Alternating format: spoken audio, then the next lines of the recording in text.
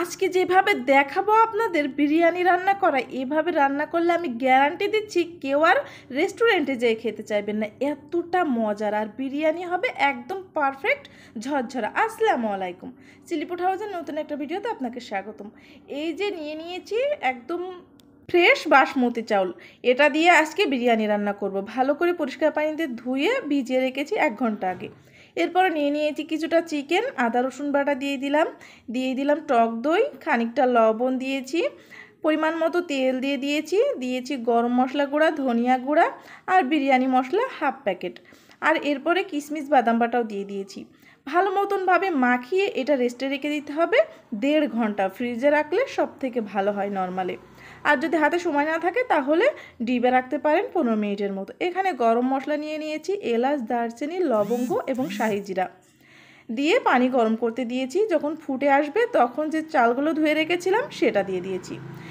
এটা কিন্তু সেদ্ধ করতে বসিয়ে দিয়েছি। সামান্য একটু তেল দিয়েছি, এতে ভাতটা ঝরঝরা হবে।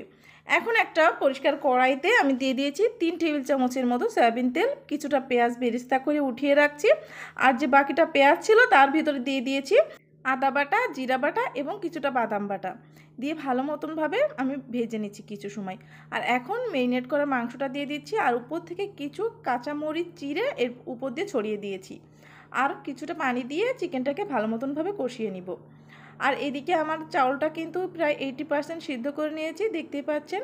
নামিয়ে রেখেছি একটা স্ট্রেনারে, যেটাতে আমার ঝরঝরা থাকবে। আর এদিকে চিকেনটাকে খুব ভালো করে কষিয়ে নিচ্ছি, একদম তেল ওঠা ভাব হয়ে যাবে তখন কিন্তু আমি এটা সাইডে রেখে দিচ্ছি। আর একটা বড় পাতিল নিয়েছি, যেটাতে আমি প্রথমে দিয়েছি চিকেন যে কষিয়ে রেখেছি সেটা, তারপরে যে চালটা ঝরিয়ে রেখেছিলাম সেটা দিয়ে দিচ্ছি। বাকি আবারও সেরকমভাবে চিকেন ছড়িয়ে দিয়ে উপরে চাল দিয়ে পেঁয়াজ বেরেস্তা দিয়েছি, একটু জর্দার রং দিয়েছি। আপনারা চাইলে এটা স্কিপ করতে পারেন। আলু বোখরা দিয়েছি, আরও কিছুটা আমি কিশমিশ বাদাম দিতে চেয়েছিলাম, সেটা আমার স্কিপ হয়ে গেছে, মনে নাই। এখন একটা কড়াই ভালো মতনভাবে গরম করে 20 মিনিটের মতো দমে রেখেছিলাম। একদম দেখুন কত ঝরঝরা সুন্দর মতন বিরিয়ানি তৈরি হয়ে গেছে। দেখেই যেন জিহ্বায় এখন আবার জল চলে আসছে আমার। তো আপনারা বাসায় যদি মেহমান আসে অথবা নিজেরা খেতে চান, তাহলে রেস্টুরেন্টে না গিয়ে বাসায় কিন্তু এভাবে একদম ঝরঝরা পারফেক্ট পোলাও রান্না করে নিতে পারেন, কোনো কষ্ট এবং ঝামেলা ছাড়াই। খুব দ্রুতই কিন্তু এই বিরিয়ানিটা হয়ে যায়। আর চিকেনটা মাশাআল্লাহ অনেক মজা ছিল, জুসি ছিল, এবং বিরিয়ানি গালে দিলেই কী যে মজার হয়েছিল এই রান্নাটা তা আমি বলে বোঝাতে পারবো না। একটু কাঁচা মরিচ পেঁয়াজ দিয়ে যখন গালের ভিতরে দিচ্ছিলাম, মনে হচ্ছিল রেস্টুরেন্টের খাবার। এই রান্নার কাছে কিছুই না। আপনারা হয়তো বা ভাবতে পারেন যে আপুটা বেশি বেশি বলছে, নিজে রান্না করেছে তাই। না, আসলেও অনেক মজার হয়েছিল। আর কাঁচামরিচ পেঁয়াজ শসা দিয়ে খেতে তো বেশ দারুণ।